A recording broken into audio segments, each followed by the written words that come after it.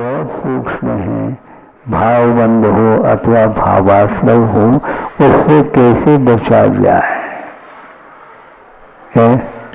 उसको बचा, उससे बचने वाला व्यक्ति हमेशा इंद्रिय विजयी होता है।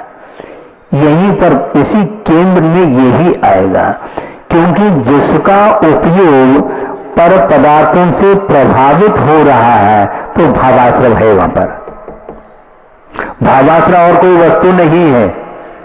भावाश्रव है क्या वस्तु? किसी भी वस्तु को, किसी भी इंद्रिय का जो विषय बनने वाला जो पदार्थ है, उस पदार्थ से आपका आकर्षण है, आपका ज्ञानोपयोग प्रभावित है, तो निश्चित रूप से वही भाव आश्रव अथवा भावबंध है। उसके माध्यम से द्रव्याश्रव अथवा द्रव्यबंध होगा। ऐसा कौन सा समय है आपको ढूंढना है कि जिस समय हमारा उपयोग किसी भी पदार्थ से प्रभावित न हो। प्रभावित नहीं है तो निश्चित रूप से वह भावाश्रव अथवा भावबंध से वो उठ रहा है। उसमें परसेंटेज अलग हो सकता है, क्योंकि निचले गुणस्थान में भी भावबंध से और द्रव्यबंध से बचा हुआ है। क्योंकि चतुर्थ गुणस्थान में जो बंद हो रहा है वह 41 प्रकृतियों का संवर हो चुका है, उसकी विच्युति हो चुकी है। इसलिए तत्संबंधी न भावाश्रय होगा न भावबंध होगा, तत्संबंधी न द्रव्याश्रय होगा न द्रव्यबंध होगा। किंतु चतुर्थ गुण स्थान में रह करके पंचम गुण स्थान में तो जो भावाश्रय और द्रव्याश्रय से वो बचा हुआ है, उस प्रकार चतुर्थ गुण स्थान में रह करके वो बच नहीं पाएगा। हर हालत में वह बंद करेगा, और बंद करने के लिए भी क्वालिटी भेद अलग प्रकार की हो सकते हैं। कोई ये कह सकता हमारी भूमिका हमारी का, ऐसा नहीं। जिस भूमिका में आप रह रहे हो उस भूमिका में रह करके पूर्णतः बंद विच्छेद नहीं होगा। मान लो चतुर्गुण स्थान वर्ती है, तो चतुर्गुण स्थान वर्ती है तो प्रत्याख्यानावली का बंद कर रहा है क्या? नहीं, हाँ कर रहा है। मतलब हमारी भूमिका, हाँ ठीक है रहने दो। लेकिन उस भूमिका में रह करके भी स्थिति और अनुभाव को जो कम करने का जो पुरुषार्थ है वो उसी भूमिका में रह करके कर रहा है वो। इसलिए कभी भी कर्म का उदय हमारी भूमिका इस प्रकार हवाला नहीं दे पाओगे आप, क्योंकि चतुर्गुण स्थान में रह करके भी वह जगन्य स्थितिबंध आदि कर सकता है, मध्यम स्थितिबंध भी कर सकता है। जबकि पहले गुण स्थान में भी वह स्थिति और अनुभाव को कम कर सकता है देशा के बल पर। तो ऐसी स्थिति में आप स्थितिबंध अनुभाग बंध से नहीं बच पाओगे क्या? भले प्रकृति बंध से बचो अथवा न बचो, बच नहीं पाओगे, क्योंकि प्रत्याख्यानावली का बंद कब तक होगा? पंचम गुणस्थान के अंत समय तक होगा, और उससे वह पिंड नहीं छूटेगा। किंतु नहीं छूटते हुए भी प्रत्याख्यानावली संबंधी कर्म का बंद करते हुए भी जो स्थिति और अनुभाग है वह तीव्र पड़े अनिवार्य नहीं। देशाओं के माध्यम से तीव्र अनुभाग और तीव्र जो उत्कृष्ट स्थिति बंद आदि से हम बच सकते हैं। यही एकमात्र पुरुषार्थ की भूमिका मानी जाती है। हाँ, वो अंतर कोड़ा कुड़ी, बल्कि यूं कहना चाहिए कि प्रायोगिक में स्थिति सतागत कर्मों की स्थिति क्या हो रही देखो, और नए सिरे से जो बंद कर रहा है उसकी जो बंद की जो स्थिति और अनुभाग है वह उसमें भी कम होता चला जाता है। उसके बिना वह प्रथमोपशम सम्यक के योग्य नहीं होता, ऐसा ये कहा गया। हाँ, एवं एका काल लब्धि, यह भी एक काल लब्धि है, ऐसा हमने सर्वासिद्धि में कहा है। तो इस प्रकार जिस प्रकार शरीर पर यदि मान लो तेल है, उसके निमित्त से धूलि कणों का संबंध हो जाता है, उसी प्रकार जीव और कर्म प्रदेशों का परस्पर में संश्लेष होने का नाम द्रव्य बंध है। और कर्म निर्मूलन समर्थ शुद्धात्मोपलब्धि रूप जीव परिणाम भाव मोक्ष।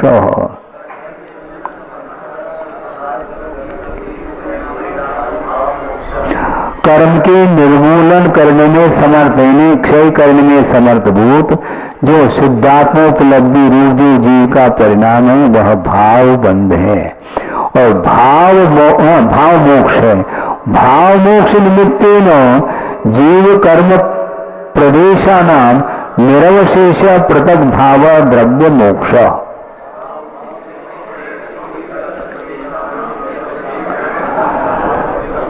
भाव मोक्ष के निमित्त को लेकर के जीव और कर्म प्रदेशों का संपूर्ण रूप से जो पृथक होना वह द्रव्य मोक्ष कहलाता है।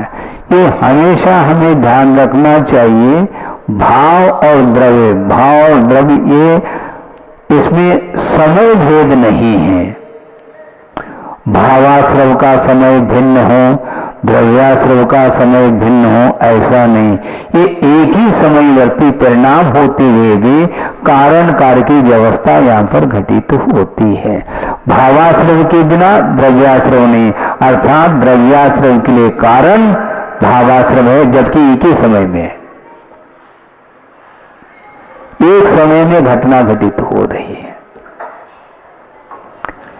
यदि हम एक समय वर्ती इस कार्य को न मान करके यदि अनेक समयवर्ती यदि मान लो कार्य मानते हैं तो बाधा क्या उपस्थित हो सकती है, बताओ।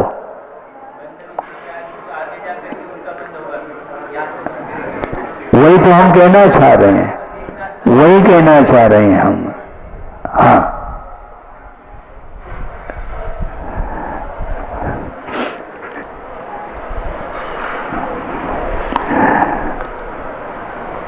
दसवें गुणस्थान के अंत समय में आश्रय हुआ तो उसका बंध 11वें गुणस्थान में होना चाहिए।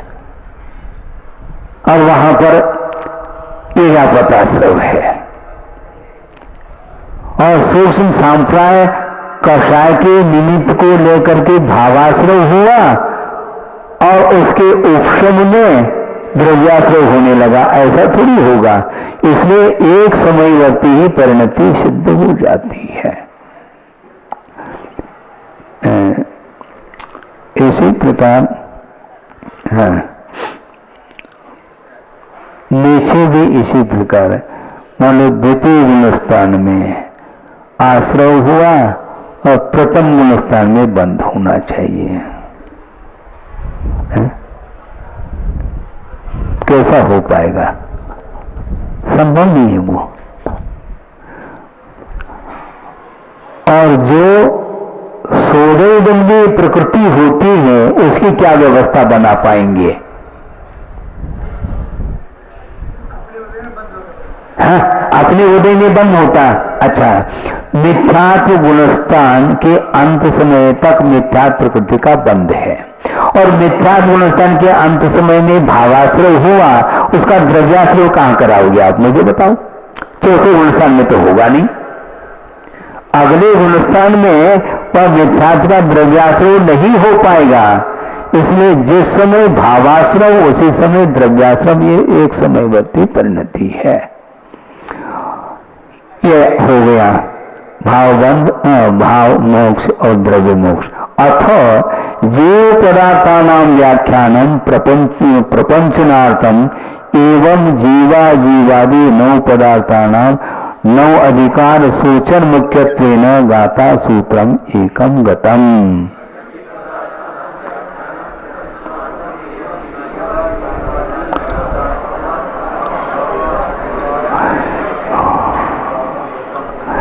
जीव पदार्थ के व्याख्यान के विस्तार के लिए इस प्रकार जीवादि 9 पदार्थों के संबंधी जो 9 अधिकार की सूचना की मुख्यता के साथ एक गाथा सूत्र यहां पर समाप्त हो जाता है।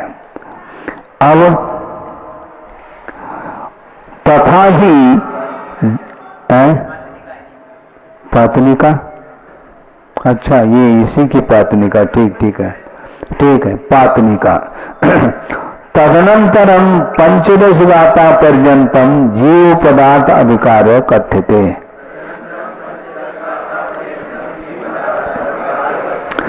इसके पश्चात 15 गाथा पर्यंत जीव पदार्थ के अधिकार का कथन किया जाता है। तत्र उसमें पंचदश गाथासु मध्ये प्रथमतस्तावत् जीव पदार्थ अधिकार सूचन मुख्यत्वेन जीवा संसारथा इत्यादि गाथा सूत्रम एकम।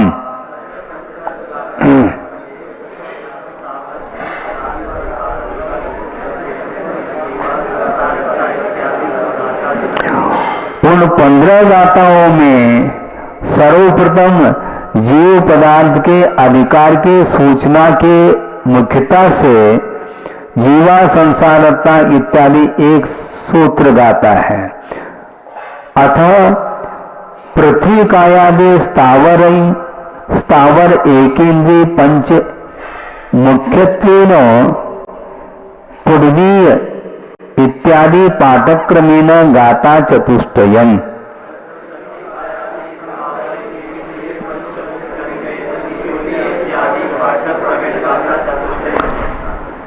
पृथ्वी कायादि जो स्थावर हैं, जो एक इंद्रिय, जो 5 प्रकार के हैं, उनकी मुख्यता के साथ पूर्वी इत्यादि पाठक्रम से 4 गाथाओं का वर्णन है।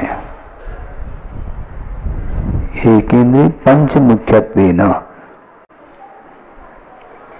पृथ्वी कायादि स्थावर, जो पृथ्वी कायादि जो स्थावर जीव हैं, जो कि 5 प्रकार के हैं, उनमें एक इंद्रिय की मुख्यता के साथ यहाँ पर 4 गाथाओं का वर्णन है।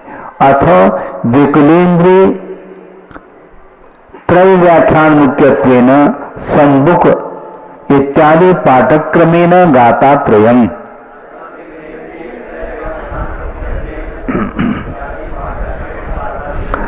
इसके बाद विकलेन्द्रिय जो 3 प्रकार के हैं, उनकी व्याख्यान की मुख्यता से ये संबुक इत्यादि पाठक्रम से 3 गाथाओं का प्रकरण है।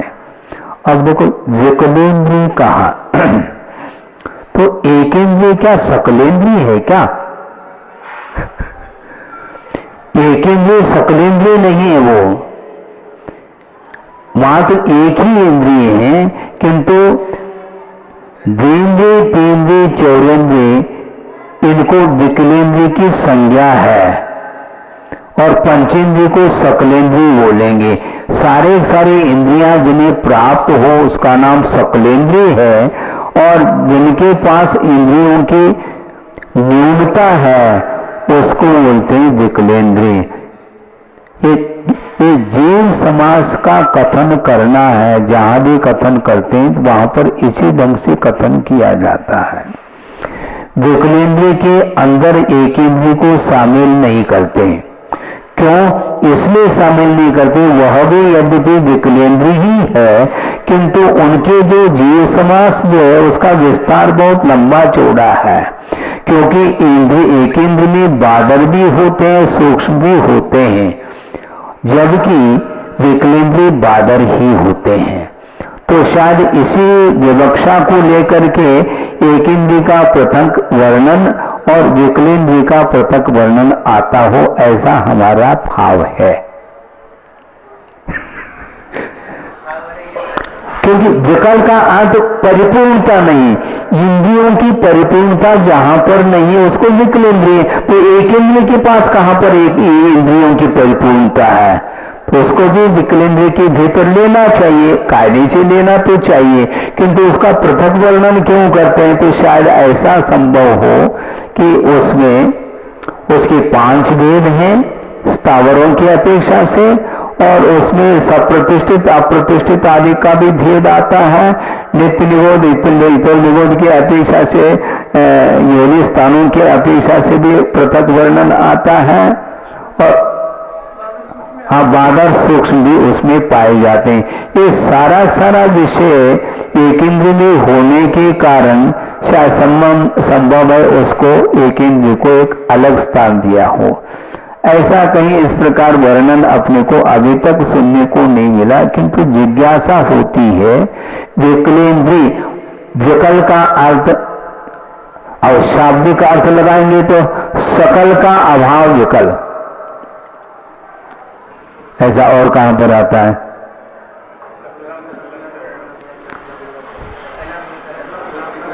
हाँ, सकलम विकलम चरण। और क्या, और कहां पर आता है? और कहां, और कहां? सकल प्रत्यक्ष विकल प्रत्यक्ष, ये ही है। आप लोगों ने 3-4 बता दिया, हमने तो एक ही बताया। एक विकल का अर्थ परिपूर्णता का अभाव। तो इंद्रिय के प्रसंग में परिपूर्णता का अभाव होने के कारण यदि हम विकलेंद्रिय बोलते हैं तो 3 नहीं होना चाहिए, 4 होना चाहिए, किंतु 4 न कह करके विकलत्रय की संज्ञा है। विकलेंद्रिय त्रय ऐसा कहा, इसी को विकलत्रय बोलते हैं। इसमें कौन कौन आते हैं? संभोग इत्यादि पाठक्रम से ये 3 गाथाओं का प्रकरण है। इसलिए पढ़ते समय ये शाब्दिक अर्थ की ओर दृष्टि जाती है तो बहुत सारा विषय और चिंतन का विषय बन सकता है, विषय उपस्थित हो तो, नहीं तो नहीं। तदनंतरम उसके पश्चात नारद, तिर्यंग, मनुष्य, देव, गति चतुष्टय विशिष्ट पंचेंद्रिय कथन रूपेण सुरनर इत्यादि पाठक्रमेण गाता चतुष्टयम।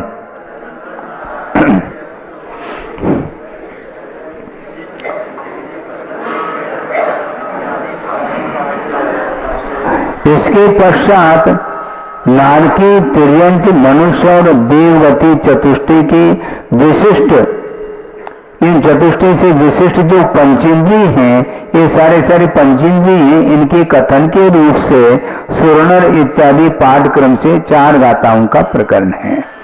अथ भेद भावना मुख्यत्वेन हिताहित कर्तृत्व भोक्तृत्व प्रतिपादन मुख्यत्वेन च नहि इंद्रियाणि इत्यादि गाता द्वयम्।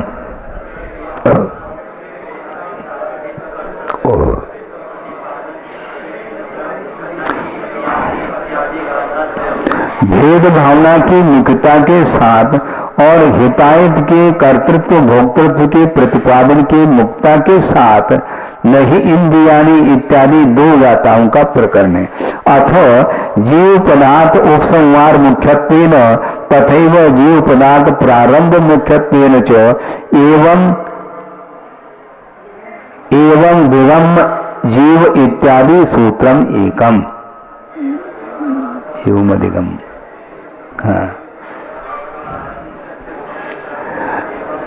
हाँ, जीव पदार्थ के उपसंहार की मुख्यता के साथ तथा जीव पदार्थ के प्रारंभ की मुख्यता के साथ इस गाथा को लेकर के एक गाथा आई है।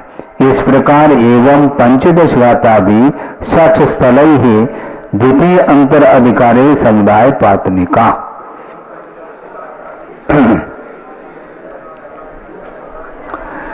इस प्रकार 15 गाथाओं के माध्यम से 6 स्थलों के द्वारा द्वितीय अंतर अधिकार में यह उत्तानिका है। तथा ही जीव स्वरूपम निरूपयति। अब जीव का क्या स्वरूप है इसका निरूपण किया जा रहा है। जीवा संसार रथा निर्वादाचीलनत्पदाद विहान योग लक्षणावियो देहा देह परिचारा। जीव संसार में स्थित हैं, वे संसारी हैं और निर्वाणा इन्हें निर्वाण को प्राप्त हैं। ये दोनों प्रकार के जीव चेतनात्मक माने जाते हैं और योग लक्षणाविय उपयोग लक्षण वाले भी ये हैं। और देहादेह पविचारा, ये देह के साथ भी विचरण करने वाले होते हैं और देह से अतीत भी होते हैं, ऐसा इसका अर्थ है।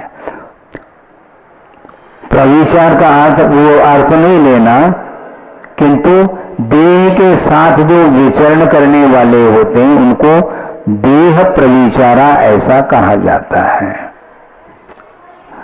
इसलिए प्रसंग के अनुरूप ही शब्द का अर्थ लिया जाता है। जीवा भवंती, जीव होते हैं कि विशिष्टा, वे कौन सी विशेषता को लिए हुए होते हैं? संसारस्ता निर्वृताश्च एवं, संसार में स्थित हैं और निर्वृतता निर्वाण को प्राप्त है। चेतनात्मका उभेति, ये दोनों चेतनात्मक होते हैं। चेतनात्मका उभे, उभे यह कौन सा वचन है? द्विवचन नहीं, द्विवचन नहीं।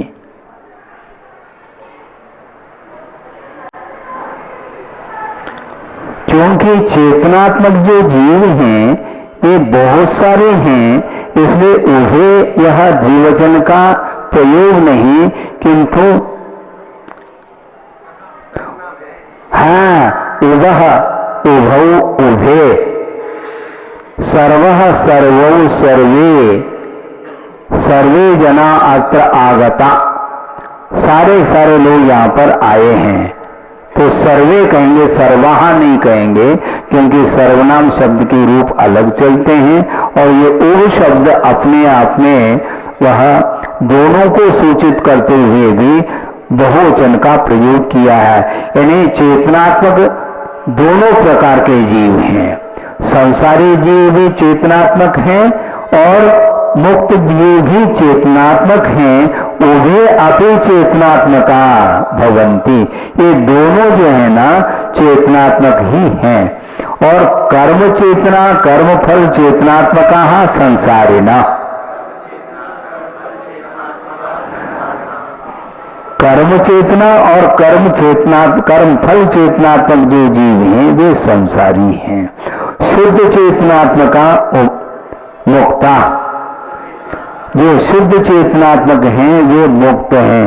शुद्ध चेतनात्मक का अर्थ क्या? ज्ञान चेतनात्मका इत्यर्थ है।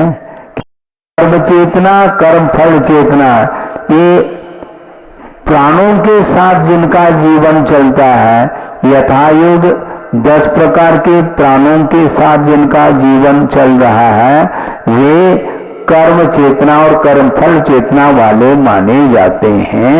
और जो प्राणों से अतिक्रांत हैं वह शुद्ध चेतनात्मक का अर्थ ज्ञान चेतना वाले माने जाते हैं। इति है उत्तानी का, हाँ आया है, पहले आ चुका है ये। उपयोग लक्षण अपिच, और चेतनात्मक होते हुए भी ये उपयोग लक्षण वाले भी हैं। अब प्रश्न ये उठता है, चेतनात्मका और उपयोग लक्षणा इन दोनों में अंतर क्या?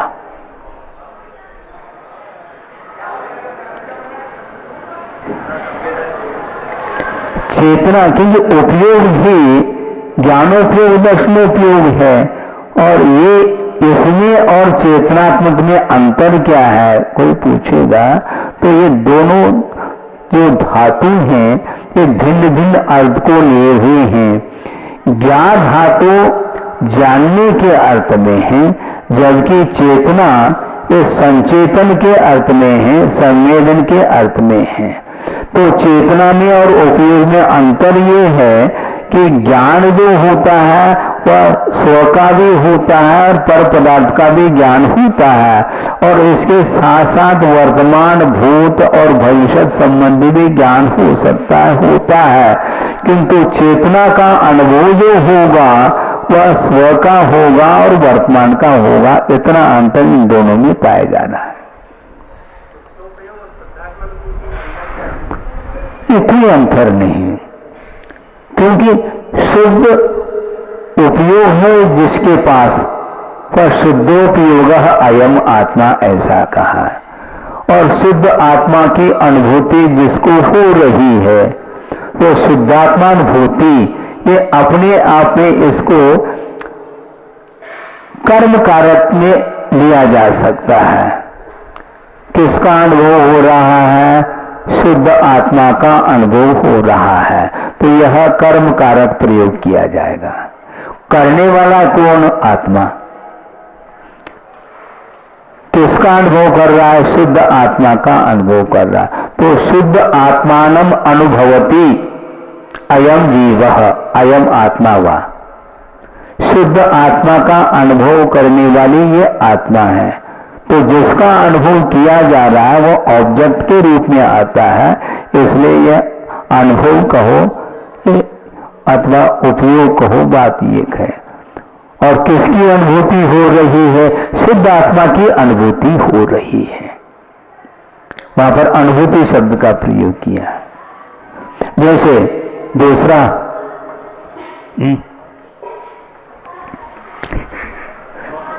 है क्या? हाँ, फिर उसका दूसरा भी तो बताओ। स्वसंवेदन बताना चाहिए ना। जो दो बता रहे हैं यहां पर है, अनुभव और अनुभूति। उसी प्रकार स्वसंवेदन और स्वसंमिति ऐसा कहना चाहिए। तो बता दी तुमने है, तो हम क्यों? आपको बताना चाहिए। एक और बताओ, हम बता रहे हैं। स्तवन और स्तुति आगे, हाँ, दोनों ये कही। भगवान की स्तुति की जा रही है, भगवान का स्तवन किया जा रहा है। दोनों शब्द हैं, प्रयोग में आते हैं। तो भूल जाओ तो अपने आप बहुत सारे आ सकते हैं, लेकिन उपयोग तत्काल नहीं जा पा रहा है। इस प्रकार आप प्रयास करिएगा। तो क्या आ रहा था यहाँ पर? तो उपयोग लक्षण वाला और चेतनात्मक वाला, ये दोनों प्रकार के हैं। जहाँ पर चेतना का प्रयोग करेंगे वहां पर संवेदन को सूचित करता है, और जहां पर उपयोग का प्रयोग किया जाता है वहां पर ज्ञान को लेकर के वर्णन होता है। जानने रूप, जानाति इति ज्ञानम, जो जानता है वह ज्ञान है। जानने वाला ज्ञान, भला जानने वाला तो आत्मा है, उसको ज्ञान नहीं कहेंगे, ज्ञायक कहेंगे अथवा ज्ञाता कहेंगे। किंतु यहां पर गुण को भी कर्ता के रूप में प्रयोग होता है व्यवहार में। जैसे आप देखते हैं किसके द्वारा? आंखों के द्वारा आप देखते हैं, ठीक है। लेकिन कभी कभी ये कहने में आता है मेरी आंख बहुत अच्छी देखती है। अब उस आंख को कर्ता बना लिया आपने। इस प्रकार वर्णन आता है कर्ता और कर्म को लेकर के। कर्तृप्रयोग और कर्मणि प्रयोग आदि में ये प्रयोग में आ जाते हैं। तो ये हो गया उपयोग। आत्मना चैतन्यान विधायी परिणाम उपयोग। आत्मा के साथ चैतन्य गुण का संबंध रखने वाला, चैतन्य गुण के साथ संबंध रखने वाला जो आत्मा का परिणाम है वह उपयोग है। देखो क्या कहा, आत्मा का जो चैतन्य गुण है उसके साथ संबंध रखने वाला जो परिणाम है उसका नाम उपयोग कहा है। ऐसा नहीं कि उपयोग का अर्थ चैतन्य गुण के साथ उसका कोई संबंध ही नहीं दूर दूर तक, ऐसा नहीं। संबंध तो चेतना गुण के साथ ही है, किंतु चेतना गुण को गौण करके उपयोग को प्रमुखता दी जाती है, इसलिए उपयोगो लक्षणम ऐसा कहा। यदि चेतना को हम जीव का लक्षण मानेंगे तो घटित नहीं होगा, क्योंकि मात्र एक ही समय पर वह घटित होगा। अतीत अनागत का संवेदन होता नहीं, जबकि जीव का लक्षण उपयोग को घटित करने से अतीत अनागत का भी ज्ञान हमें हो जाता है। इस अपेक्षा से इस ढंग से उपयोग लक्षणम ऐसा कहा। कहीं कहीं पर जीव का लक्षण क्या है, चेतना गुण ऐसा भी कह देते हैं, दोनों बनते हैं। अच्छा, ये हो गया मुक्ता। ये उपयोग है, उपयोग केवल ज्ञान दर्शनोपयोग लक्षणा मुक्ता।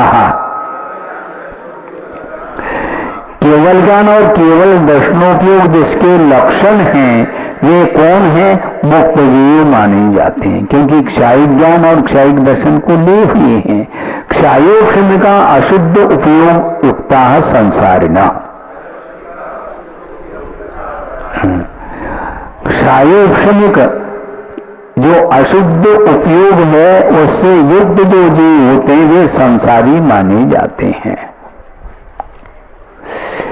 देहा देह प्रविचारा, देहा देह प्रविचारा,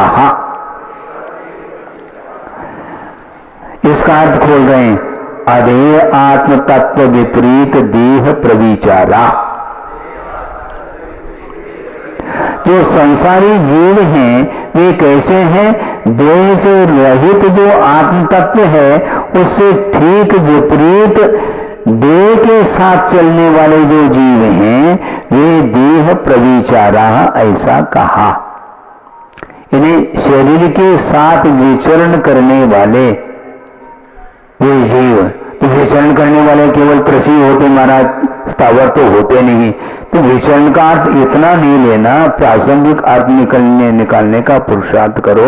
यानी देह के साथ परिणमन करने वाले जो जीव हैं वे देह प्रविचारा ऐसा कहा जाता।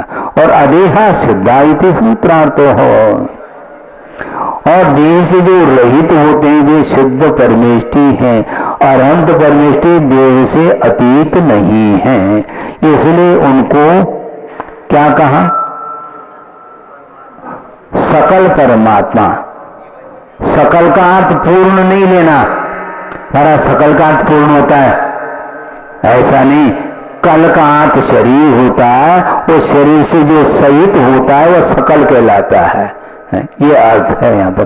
कल का अर्थ शरीर, कल का अर्थ बीता हुआ और आने वाला कल ऐसा नहीं, ये काल सूचक है कल, ये हिंदी में। किंतु कल का अर्थ शरीर होता है, जो शरीर के साथ रहता है उसका नाम सकल परमात्मा यानी अरहंत परमेष्टि।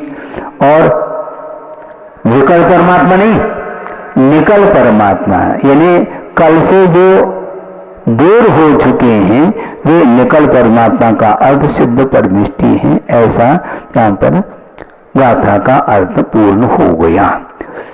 बोधि समाधि परिणाम शुद्धि स्वात्मोपलब्धि शिव शोक शुद्धि चिंतामणि चिंतित वस्तुदानी पावंद मानस्य नमास्तु देवी। परम पूज्याचार्य गुरुवर श्री विद्यासागर जी मुनि महाराज की जय।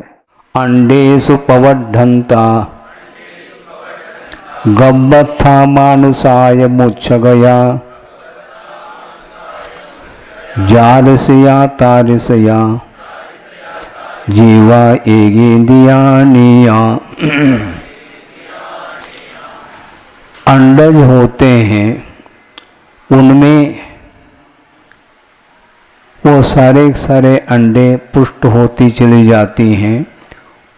उनमें विकास को देख करके जिस प्रकार जीवत्व का अस्तित्व देखने में आता है, जिस प्रकार गर्भ में प्रविष्ट जो जीव है वह है क्या नहीं, उस गर्भ के विकास आदि को देखते हुए जीव का अनुमान किया जाता है। मनुष्य उसमें है, अथवा मूर्छा को प्राप्त भी जीव होते हैं, उनमें भी जीवत्व का अस्तित्व जिस प्रकार देखने में आता है, तारसिया यानी उसी प्रकार एकेंद्रीय जीव होते हैं, ऐसा जान लेना चाहिए। वस्तुतः त्रस जीवों को लेकर के जीव का अस्तित्व देखने में आता है, किंतु पृथ्वी कायादिक में जीव का अस्तित्व है क्या नहीं, तो उसमें कोई विकास देखने में आता है क्या? अभी 2-1 दिन पहले चर्चा चली थी कि विज्ञान की दृष्टि से समझ लो, उन लोगों की दृष्टि थी, एक खदान में पाषाण है, जब तक उस खदान से वह पाषाण खंड पृथक नहीं होगा तब तक उसमें विकास होता है, उसमें ग्रोथ होता है। ऐसा वैज्ञानिकों की ऐसी मान्यता है। आपकी क्या मान्यता है आप रख सकते हैं, ताकि यह चर्चा बढ़ती जाए आगे धीरे धीरे। हाँ, बहुत अच्छा है, क्योंकि ये ये हानि विधि दृष्टिगत हो रही है और उसमें सूक्ष्म रूप से उसमें क्या ग्रोथ हो रहा है ये अलग विषय है, किंतु हम उस विषय को सामने रखना चाहते हैं। जो भी आपने शुरुआत में ही बात कही है वही विषय में रखने वाला था कि घनांगुल के असंख्यात भाग प्रमाण पृथ्वी का एक जीवों की शरीर की अवगाहना के बारे में वर्णन आता है। अब वह एक मान लो धूली कण है, एक कण ले लिया, वह भी अपने आप में घनांगुल के असंख्यात भाग प्रमाण नहीं है, उससे भी और सूक्ष्म होगा। तो ऐसी स्थिति में वह दृष्टिगत नहीं होगा। तो ऐसी स्थिति में उसमें ग्रोथ कहाँ तक हो रहा है नहीं हो रहा है, ये विषय आगमगम्य है अथवा प्रत्यक्ष ज्ञान गम्य है। मति ज्ञान श्रुति ज्ञान के माध्यम से उसका आकलन करना संभव नहीं है, किंतु उसमें जीवत्व नहीं है ऐसा हम श्रद्धा नहीं करना चाहते हैं। जीवत्व उसमें है।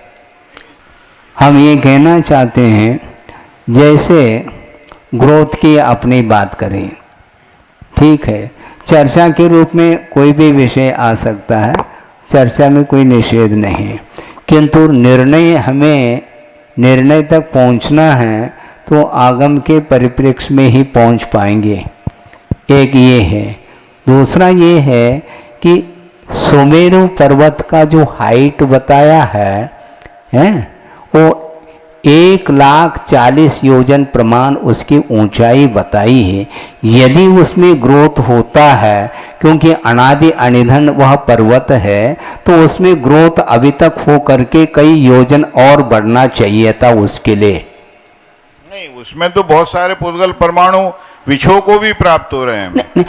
ऐसा भी वो अलग, ये इसीलिए तो हमारा ये कहना, आगम का ये कहना, संघातन और परिशातन क्रिया होती है जी, किंतु ये नहीं कह सकते हैं कि वह खदान से पृथक होने के उपरांत भी उसमें ग्रोथ हो रहा है।